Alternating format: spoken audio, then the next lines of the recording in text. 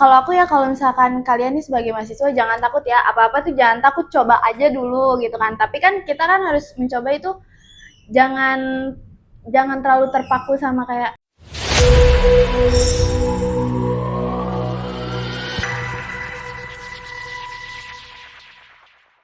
Assalamualaikum warahmatullahi wabarakatuh. Halo Sobat Netizen, kembali lagi di podcast Bincang Kampus, tempat kita ngobrol santai tapi penuh makna seputar perkuliahan, mahasiswa, dan beberapa ataupun banyak hal tentang pengalaman dari narasumber-narasumber kita. Bersama saya, Bizan Apni Istiardi. Dan saya Fatwa Nur Aini. Senang sekali bisa menemani waktu produktif teman-teman di rumah. Dan dalam pembicaraan kita kali ini kita akan membahas tentang komunikasi yang efektif. Komunikasi yang efektif itu sebaiknya digunakan dalam forum perkuliahan dulu teman-teman, terutama dalam kelas, apalagi dengan dosen. Nah, kita mengambil tema dengan bimbingan lancar, studi aman, kunci sukses komunikasi dengan dosen. Dan tentunya untuk membahas pembahasan tersebut, kita tidak hanya berdua saja ya, tetapi telah datang narasumber kita yang sangat luar biasa. Beliau ini merupakan salah satu alumni Universitas Teknologi Muhammadiyah Jakarta. Langsung saja kita sambut, yaitu Kak Wilda Eka Adianti SAK. Halo Kak. Apa kabar? baik. Boleh perkenalkan dulu mungkin Kak? Oke, boleh. Halo semuanya, nama aku Wilda. Aku alumni UTM Jakarta. Sebelumnya makasih banyak ya udah ngundang aku nih ya di Bincang Kampus hari ini. Salam kenal. Oke, mungkin dari kita bahas ke etika komunikasi dulu sih Kak. Dari etika komunikasi itu kan Kakak alumni dari UTM nih. Ya. Bagaimana sih cara kita beretika komunikasi itu? Kalau etika komunikasi itu sangat penting ya, apalagi sama dosen nih. Kita ambil contoh kayak gini. Misalkan dosen lagi presentasi nih, menerangkan pelajaran di depan. Nah, pasti mereka tuh bakalan nyelipin pertanyaan, entah itu di akhir atau di pertengahan, ya kan? Betul kan? Nah, mahasiswa nih, sebagai kita nih, mahasiswa tuh harus kayak menyimak gitu. Menyimak, terus menjawab pertanyaan dosen tersebut kan. Nah, dari situasi tersebut aja, itu kita bisa menilai ya, kalau misalkan dosen dan mahasiswa tuh harus adanya hubungan terjalin etika komunikasi kayak gitu. Mungkin kan sekarang itu kita komunikasi itu udah fleksibel banget ya Kak, nggak cuma kita secara langsung ngomong secara lisan dengan dosen, tapi juga kebanyakannya melalui WA atau email gitu ya. Terus kebanyakan dari kita itu masih takut untuk ngechat dosen karena takut formatnya salah atau dicap kurang sopan gitu.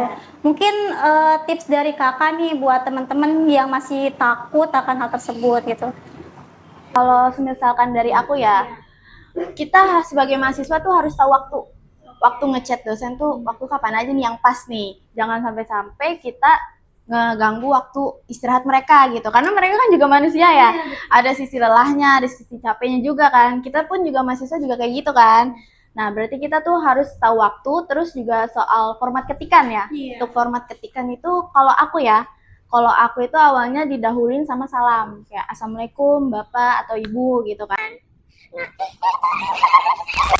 Nah, terus kalau untuk format ketikan ya, kalau format ketikan itu aku selalu mendahulukan kata salam ya kan, kayak Assalamualaikum Bapak atau Ibu. Karena sebenarnya tuh dosen juga nggak terlalu apal kan sama mahasiswanya nih, karena terlalu banyak, betul kan. Nah, kita tuh sebagai mahasiswa juga harus mencantumkan tuh nama, terus kayak prodinya apa, semester berapa, terus kelas apa, pagi, siang, pagi nggak ada siang, pagi, malam atau karyawan gitu kan. Kalau dari aku sih kayak gitu. Terus untuk menumbuhkan rasa takut dari mahasiswanya sih itu menurut kakak tipsnya kayak gimana gitu? Takut untuk chat dosen? Iya, walaupun meskipun ngomong secara langsung juga bisa sih, karena kan masih banyak yang takut ya. Kayak nanya hal dasar pun kayak misalnya nanya dosennya masuk apa enggak gitu, itu kan suka takut ya. Mahasiswanya buat ngomong gitu, itu tipsnya kayak gimana biar nggak kayak gitu? Kalau aku ya kalau misalkan kalian nih sebagai mahasiswa jangan takut ya, apa-apa tuh jangan takut, coba aja dulu gitu kan. Tapi kan kita kan harus mencoba itu jangan terlalu terpaku sama kayak nggak takut gitu, dosennya killer belum dicoba gitu kan. Kalian tuh bisa mencoba tuh yang pertama nih, kalian tuh pertama harus formatnya itu kata-katanya tentu aja harus sopan dong, ya kan, sopan. Terus kalau nentuin janji sama dosen, jangan mendadak, gitu, jangan mendadak. Jadi harus ngechat dulu kira-kira dosen hari ini ada apa enggak nih, gitu. Jangan tiba-tiba datang cuk mau ketemu dosen ini, ya dosennya nggak ada lagi rapat, ya kan nggak lucu banget kan? Iya kan. Nah, terus abis itu kalian harus jelas tujuan ketemu dosen itu mau apa, mau revisi skripsi atau mau nanyain yang tadi tuh besok masuk apa enggak nih, kayak gitu sih kalau tips dari aku. Oke, mungkin tadi kan kakak bilang untuk coba aja gitu kalau misalkan kalau misalnya ada dosen gitu kita harus berani gitu kan. Nah tapi pernah nggak sih kakak atau teman kakak itu punya pengalaman kakak atau teman kakak itu ketika dia ngechat dosen itu ada kesalahan dalam etika berkomunikasi gitu kak? Ada. Biasanya nih kemarin lagi waktu lewat aja ya di reels aku ya, kayak ngechat dosen tuh kayak gitu loh, kayak udah kayak sama sohibnya gitu, gitu kan. Nah kalau misalkan dosen kayak Gen Z gitu kan, mungkin masih bisa dimaklumin gitu kan. Tapi kan kalau dosennya udah kayak istilahnya udah berumur kan nggak etis kayak gitu, etikanya di mana gitu kan. Kalau misalnya dari aku kayak gitu, jadi tuh nggak perlu takut lah gitu ya untuk ngechat dosen kayak gitu. Tapi aku pernah ada nih waktu salah paham. Jadi aku cerita dikit ya. Jadi waktu itu aku ngechat dosen. Nah dosennya itu aku ngechat gini, assalamualaikum bapak, saya mau mengadakan bimbingan besok gitu kan, bapak ada waktu gak gitu. Kata bapaknya teh ada gitu kan. Kata bapaknya teh ada gitu. Nah terus saya nanya lagi tuh, oke, untuk di jam berapa ya bapak ada di kampus gitu kan. Memastikan lagi. Saya hari ini ada kok di kampus. Nah dia kayak miskom gitu loh. Aku kan maunya kan besok gitu, tapi dia kayak nangkepnya itu hari ini gitu kan. Nah terus aku jelasin kan, bapak maaf hari ini saya nggak bisa ke kampus gitu kan, karena ada kegiatan di luar. Saya bisanya besok ada gitu kan. Bapak besok jam 8 ada di kampus gak gitu.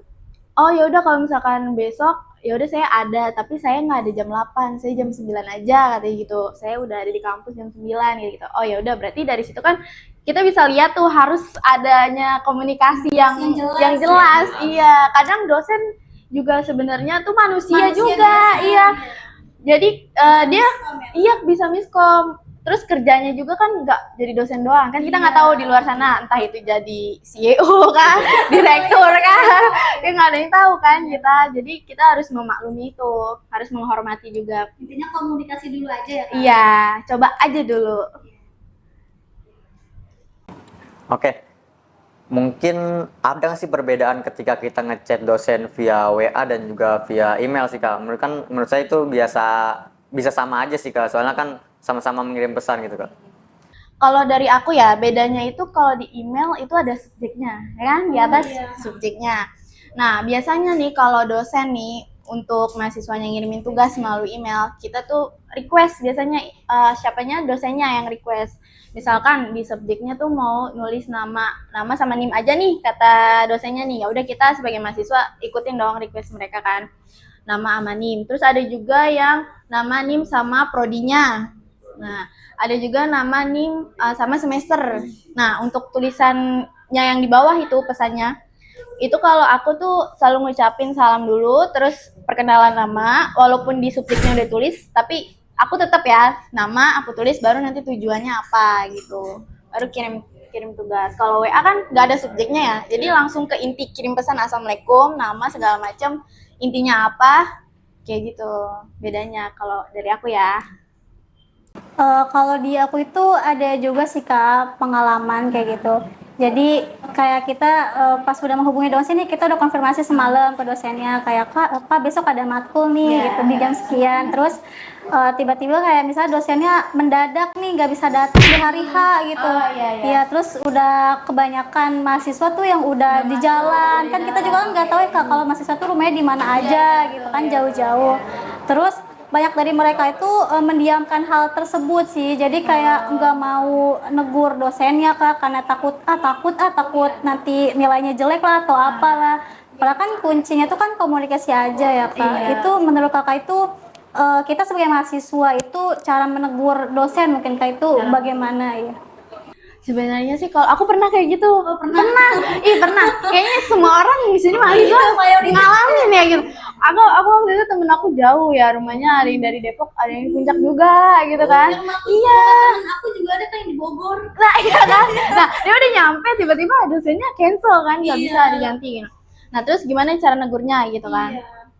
Jujur kalau aku tuh cara menegur dosen tuh harus di apa dua arah gitu ya, antara mahasiswa sama dosen. Kayak Bapak ditegurnya kayak gini, permisi Bapak, lain kali bukan lain kali ya, kayak ngomong sama temen aja, jangan Bapak mohon maaf dikarenakan kami mahasiswa rumahnya ada yang jauh gitu kan, dimohonkan jika ada informasi sebelum jika Bapak nggak masuk gitu kan, H-1 atau H-2 itu dikabarkan gitu melalui ketua kelas atau perwakilan dari mahasiswa kelas tersebut. Iya, harus diperjelas kayak gitu. Jadi harus ada etika ngobrolnya juga gitu loh, etika komunikasinya tuh harus dipakai gitu ya, jangan sampai Bapak, saya udah datang ya. Bapak nggak masuk kelas ya. Saya udah jauh-jauh ya, udah ongkos habis gitu ya, ongkos habis ya. Iya mas, Bapak nggak datang, nggak menghargai saya, asik. nggak kayak gitu ya, jangan, iya jangan kayak gitu, jangan kayak gitu, ya nggak boleh. Ya betul. Iya, paling kedepannya kan kita mungkin dalam perkuliahan ada masalah juga nih Kak. Dalam permasalahan pasti kita membutuhkan dosen pembimbing juga, kita harus dapat bimbingan itu. Sebenarnya apa sih yang perlu kita siapin dalam bimbingan itu Kak? Oke nih, bimbingan itu penting nih. Kalian semester berapa BTW? Semester 2. Oh, jauh, masih jauh. Bekal kita. Buat bekal nih. Nih yang pertama, kalau kalian mau bimbingan, itu nentuin dulu skripsi kalian, penelitian kalian tuh mau di bidang apa. Karena jujur kalau aku akuntansi ya, itu ada beberapa bidang nih kayak keuangan, terus ada lagi sistem informasi akuntansi, pajak, audit, yang aku tahu itu sih. Nah, aku tuh waktu itu nentuin itu dulu bidang apa nih. Aku milihnya keuangan waktu itu, keuangan. Jadi tuh pas udah nentuin bidangnya mau apa, kalian udah enak tuh nyari judul. Judul mah rekomendasi kayak referensi gitu, cari aja di Google Scholar atau di Google itu banyak gitu kan. Nah, kalian tinggal nyari judul yang sesuai bidang kalian tuh yang ambil keuangan. Terus habis itu kalian tinggal nentuin variabel. Kalian mau nambahin variabel moderasi kah atau apapun itu ya kan. Nah, nanti kalian tinggal cari referensi, variabel judul udah, variabel udah, misalkan. Nah, terus habis itu kalian nentuin rumus. Ada rumus. Rumus. Setiap variabel tuh ada rumus pasti. Variabel X1, X2, Y1 itu ada rumusnya gitu. Jadi kalian nentuin rumusnya, habis itu fenomena jangan lupa, itu fenomena penting sih. Penting. Fenomena penting, habis itu baru deh nanti kalian tuh bisa ngerjain skripsi tuh, bimbingan dulu kan. Pak, saya punya judul ini di bidang keuangan, saya punya judul ini, variabelnya ini, rumusnya ini. Nah, itu udah enak tuh alurnya tuh. Tapi waktu itu aku sempet bingung ya, sempet bimbang karena awal pilihanku tuh sebenarnya bukan keuangan. Iya, bukan keuangan. Justru awal pilihan aku tuh audit gitu. Iya, audit. Jadi tuh kayak aku udah ngumpulin nih semuanya nih, mau pakai rumus apa dan segala macam. Udah nih bimbingan. Tapi di aku nih kayak aku bisa gak ya audit gitu loh. Karena ternyata setelah tahu kan, setelah dijelasin ya sama dosen aku, audit itu harus ke KAP gitu. Iya, kayak harus tahu laporan keuangan KAP. Iya. Nah, terus aku bilang, aku sanggup ya, kayaknya ragu-ragu nih, kayak iya ragu-ragu nih. Sempet bingung, kayak frustasi gitu, anjay. Asik frustasi. Frustasi gitu kan sih. Tapi nggak sampai kan? Enggak sampai. Terus habis itu ya udahlah, aku mutusin akhirnya ya udahlah keuangan aja. Mungkin di keuangan aku sanggup, tapi kalau untuk audit kayaknya aku skip deh gitu, aku ganti keuangan, aku cari lagi tuh judul. Sebenarnya kayak gitu sih. Jadi harus nentuin awalnya dulu bidang penelitian kalian mau bagian mana. Mungkin pertanyaan selanjutnya dari saya ya Kak. Ini untuk mahasiswa itu yang kurang setuju sama metode bimbingan dari dosen pembimbingnya mungkin. Itu ada masukan gak Kak buat mahasiswa yang lagi di fase itulah?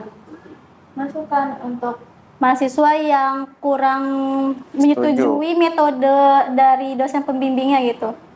Cara membimbing dosennya gitu. Kalau aku sih mungkin ada beberapa ya. Iya. Beberapa, tapi alhamdulillah aku dapat dosen yang baik ya. Dosen yang baik tuh alhamdulillah. Kalau aku tuh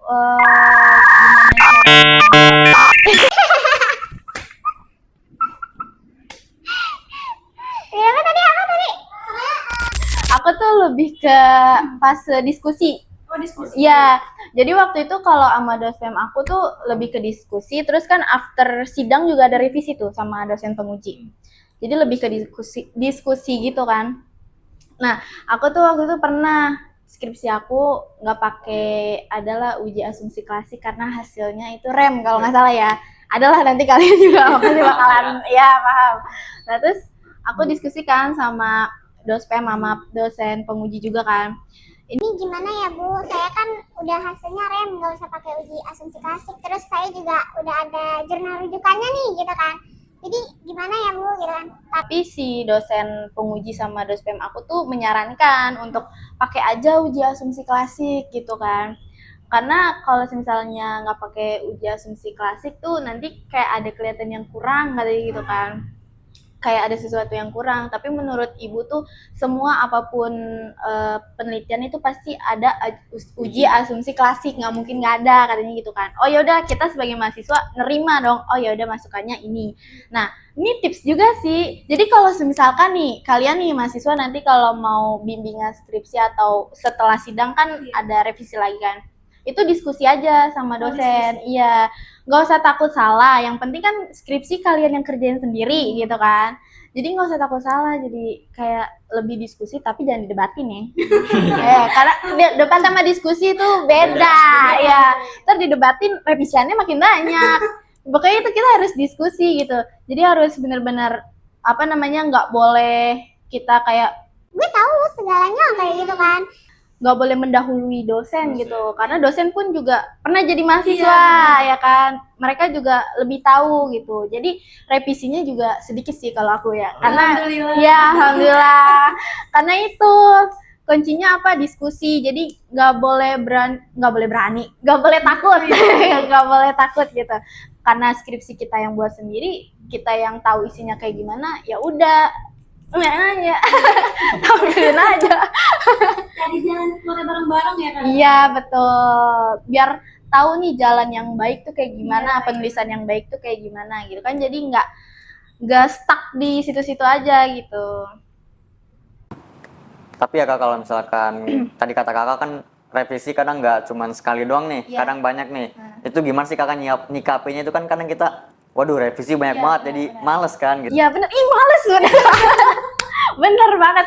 Kadang aku juga kan males gitu ya, males banget kayak Aduh, habis besok ngerjain nih, besok bimbingan, terus revisi lagi, banyak gak ya kayak mapping gitu. Aduh, banyak gak ya revisiannya, ntar gue kagak sidang gitu kan.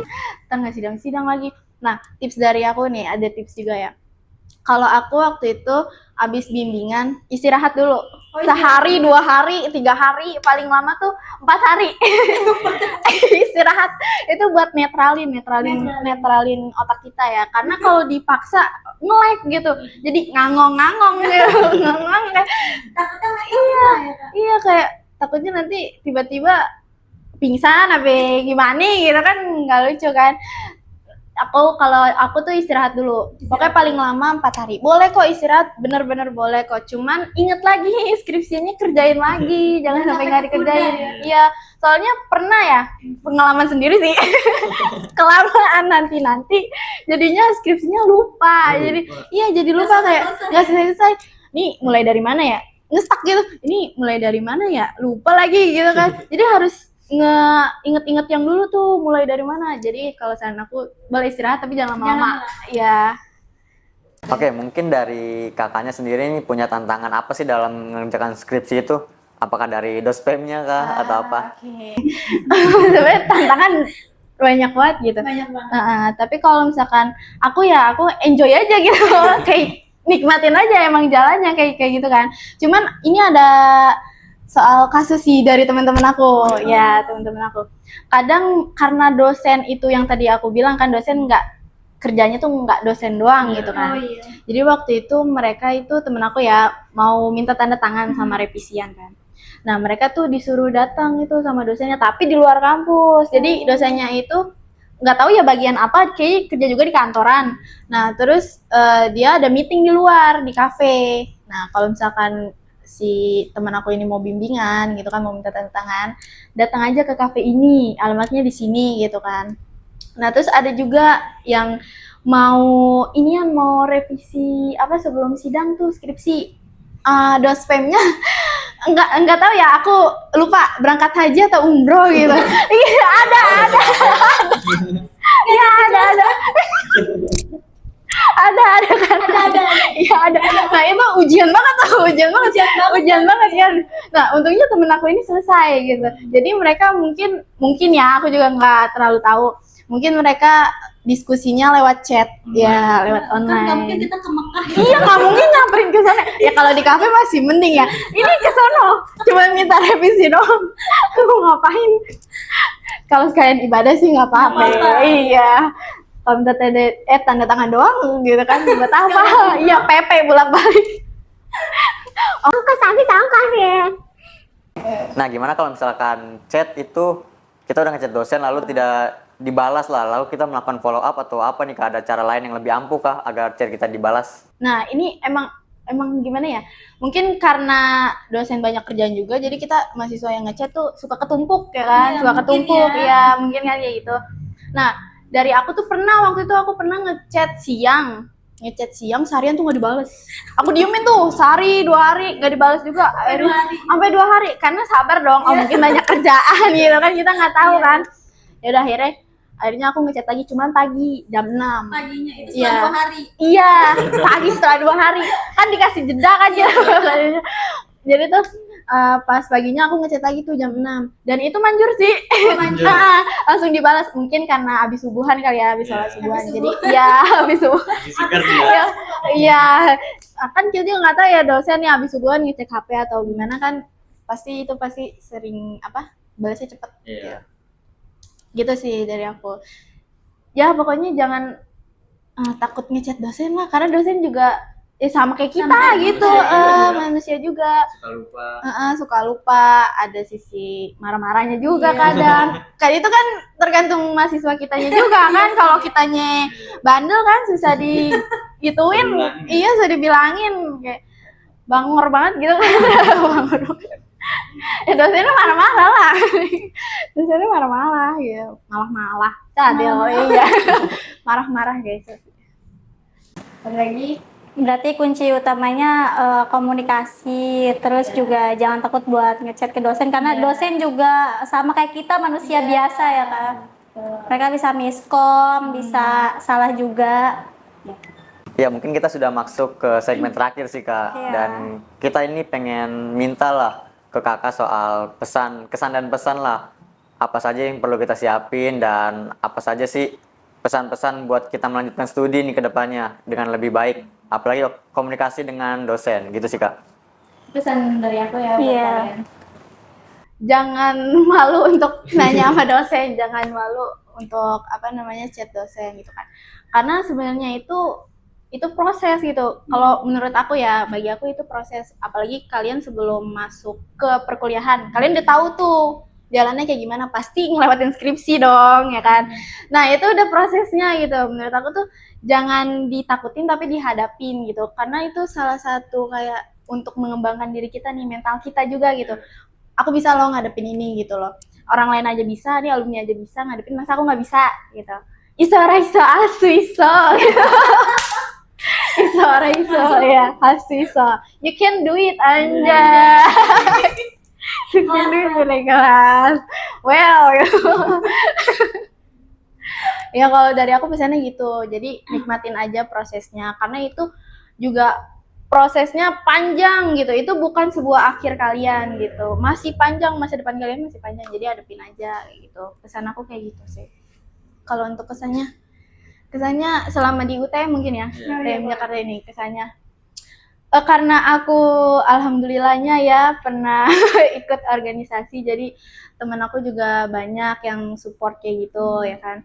Terus juga ada yang ngasih aku semangat, karena jujur aja aku waktu itu emang sempat agak stres gitu ya, karena ikut organisasi sama belum skripsian gitu kan. Skripsian sama organisasi tuh kayak ngatur waktunya itu emang harus ekstra banget sih, apalagi kalau misalkan megang jabatan gitu kan. Nah itu makanya waktu itu aku fokusin di organisasi dulu nih, tapi skripsinya tetap nyicil, jangan nggak dikerjain gitu. tetap nyicil pelan-pelan gitu. Jadi aku lebih ke organisasi dulu, selesain dulu, turun jabatan dulu, baru nanti habis dari situ aku langsung jor-joran deh sama skripsinya tuh, kerjain sampai tuntas. Kesan aku sih kayak ya di UTM ini ya gini-gini aja. Melelahkan gitu. Ya sebenarnya capek, cuman seneng karena punya pengalaman baru sih. Karena kalau ke organisasi ya ketemu orang banyak, terus apalagi belum ada kegiatan proker kayak gitu kan, kayak lebih wah aja gitu untuk diri sendiri ya. Kayak yang dulunya misalkan yang dulunya pendiam introvert gitu kan, yang kalau ngomong tuh kecil banget ini gitu kan, nggak kedengeran. Ntar temennya dengerin kadang suka gitu kan, karena komunikasinya kan kecil, pokoknya nggak berani lah untuk di khalayak umum gitu, kayak terlalu jadi apa ya kalau kayak Harus speak ngomongnya. up lah ya. Iya, udah takut speak up di depan orang banyak gitu kan. Sebenarnya dari sana juga aku juga belajar gitu, karena emang dulu aku tuh orangnya pendiam banget gitu, jadi Agak nggak kelihatan ya. sama. Iya, tapi emang awal orang-orang juga kenal sama aku nih ngeliat aku tuh kayak pendiam gitu, padahal mah Kelihatannya aja. iya kelihatannya aja, Suka padahal mah happy ya. plenger gitu. Plenger. Padahal mah aslinya plenger gitu, tapi karena apa namanya nggak ada pengalaman, mungkin jadinya jadi malu, makanya aku mutusin di perkuliahan ini aku masuk Jadi organisasi pengalaman. ya, buat jadi pengalaman. Dan itu alhamdulillah sih sampai sekarang kayak bisa ngobrol dengan kalian seperti ini ya. Di depan umum juga alhamdulillah, walaupun tadi awalnya getar-getar dikit gak apa-apa lah ya. Getar-getar dikit gak apa-apa. Iya dingin dulu, dingin ya. Keringet dingin ya gitu. Gak apa-apa lah, itu manusiawi kok, manusiawi. Oke, mungkin itu saja dari podcast kita kali ini, dan apa yang saya dapat tuh dari narasumber kita kali ini, kita jangan pernah takut untuk chat dosen, dan juga itu bakal berlaku di tempat kita kerja nantinya ketika kita memiliki atasan. Apalagi ketika atasan kan pasti banyak maunya, dan kita pasti harus nurut dan juga memperbaiki lah diskusi dengan lebih baik. Dan itu saya dari kita semua. Mohon maaf jika ada kurang.